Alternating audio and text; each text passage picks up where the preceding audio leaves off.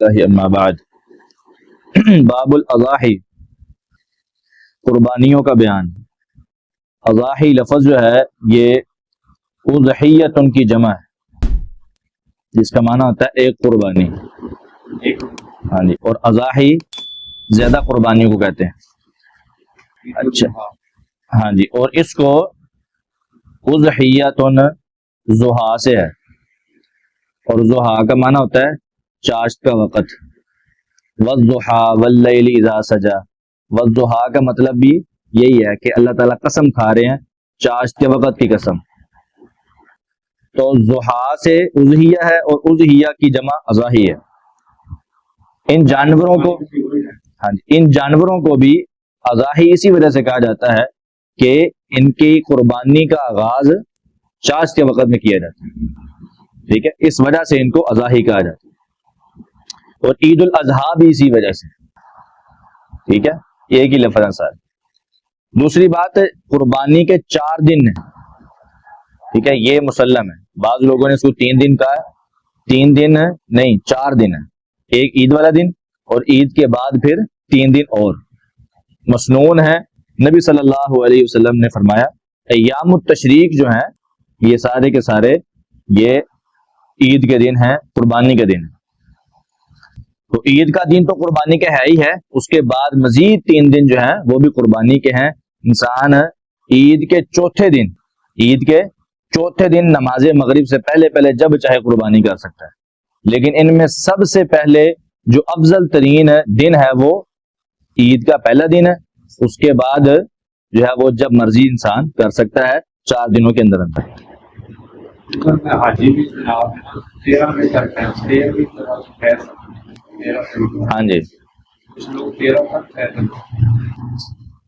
ہاں جی، 13 کی شام تک، ہاں جی ہاں جی، وہ پتھر مارنے ہوتے ہیں جمعرات کو، وہ بھی مسنون ہے۔ وہ بھی اگر 11 کوئی مار کے نکل جائے تو ٹھیک ہے۔ ہاں جی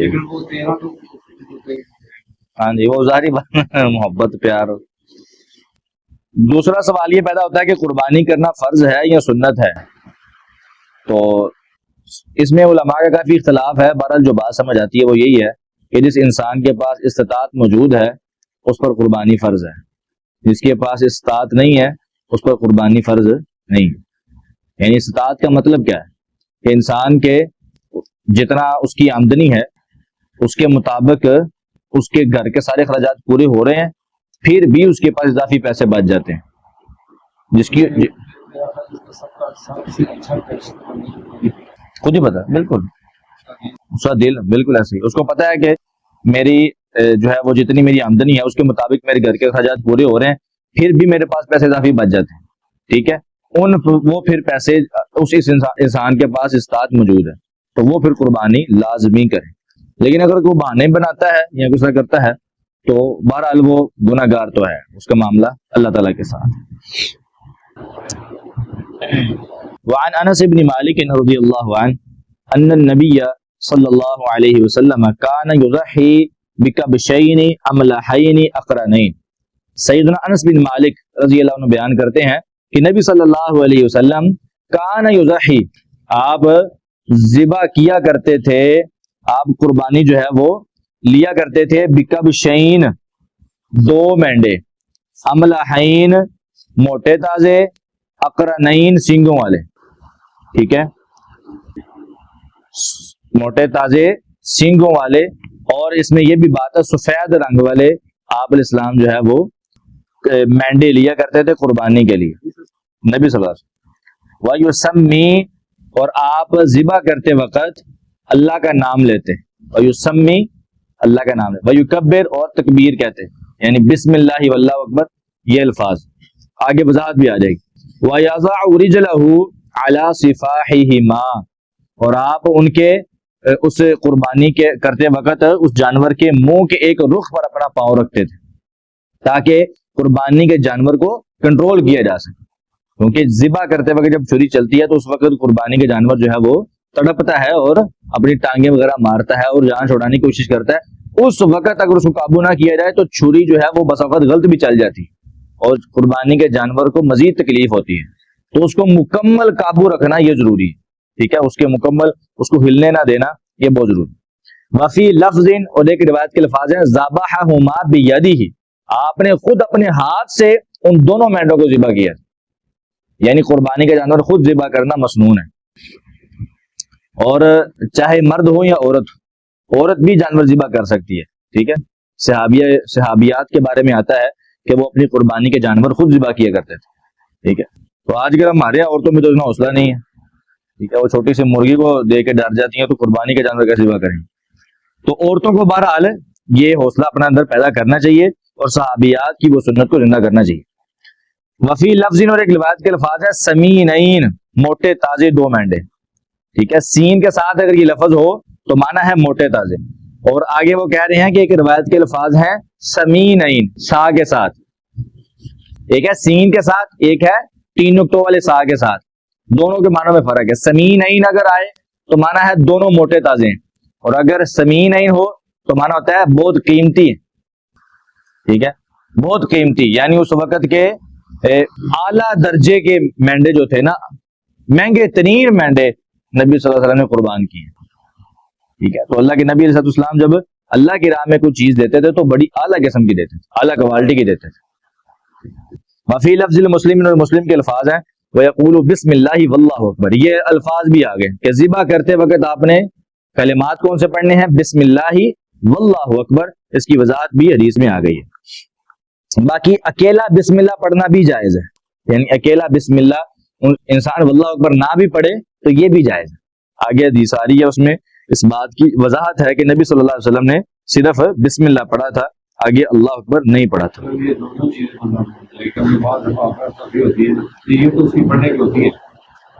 نہیں، یہ پڑھنے کے بغیر جانور حلال نہیں، نہیں،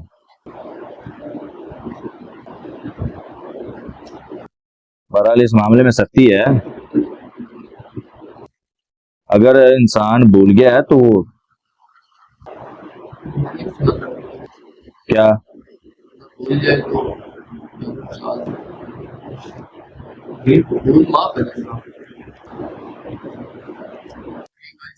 ہر بھول معاف نہیں ہوتی، اگر انسان نے وضو نہیں کیا، وضو کے بغیر نماز پڑھ لی ہے، بعد میں اس کو یاد آیا کہ ہم نے وضو نہیں کیا تو اس کی نماز ہو جائے گی، ہر بھول معاف نہیں ہوتی انسان، خاص طور پہ جو واجبات ہیں، جو فرائض ہیں ان میں تو نہیں، باقی واللہ عالم اس بارے میں دیکھتے ہیں انشاءاللہ۔ وَلَهُ مِنْ حدیث عائشہ رضی اللہ عنہ امر بکبش اقرن، اسی طرح ایک اور حدیث آتی ہے سیدہ عائشہ کی کہ آپ علیہ السلام نے ایک ایسے مینڈے کو قربان کرنے کو حکم دیا جو کہ سنگوں والا تھا، یطأ فی سوادن، آپ اس حدیث سے اندازہ لگائیے گا کہ نبی علیہ السلام خاص طور پہ نشانیاں بتا کے قربانی کے جانور لیا کرتے تھے۔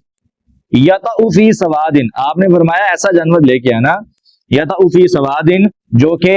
چلتا ہو سیاہی میں، مطلب اس کے پاؤں جو ہوں وہ سیاہی والے، پاؤں کالے ہوں اس کے، وَيَبْرُكُ فِي سَوَادٍ، اور وہ بیٹھتا بھی سیاہی میں ہو، مطلب اس کا پیٹ بھی سیاہ ہو، ٹھیک ہے، اور وَيَنْظُرُ فِي سَوَادٍ، اور وہ دیکھتا بھی سیاہی میں ہو، آنکھیں بھی کالی، آنکھیں، پیٹ اور پاؤں، خوبصورتی کی انتہا، باقی سارا وائٹ۔ تو نبی صلی اللہ علیہ وسلم جب قربانی کے جانور لیتے تو بڑا نشانیوں کے ساتھ اور بڑی اعلیٰ کوالٹی کے لیتے، فَيَأْتِي بِهِ، تو وہ اس کو لاتے، لِيُضَحِيَ بِهِ، تاکہ اس کی وہ قربانی کریں۔ فقال لها، تو آپ نے سیدہ عائشہ سے کہا تھا، یا عائشہ، تو اے عائشہ، حلمی المدیتا، یہ چھری مجھے دو، حلمی المدیتا، یہ چھری مجھے دو، ثم قال، پھر آپ نے فرمایا، اشحذیها بحجر، ایسا کرو اس کو ایک پتھر کے ساتھ تیز کرو، اس چھری کو تیز کرو۔ ففعلت، تو سیدہ عائشہ نے ایسا ہی کیا، چھری کو تیز کیا، ثم اخذها، پھر آپ نے اس چھری کو پکڑا، واخذ الکبش، اور پھر مینڈے کو پکڑا،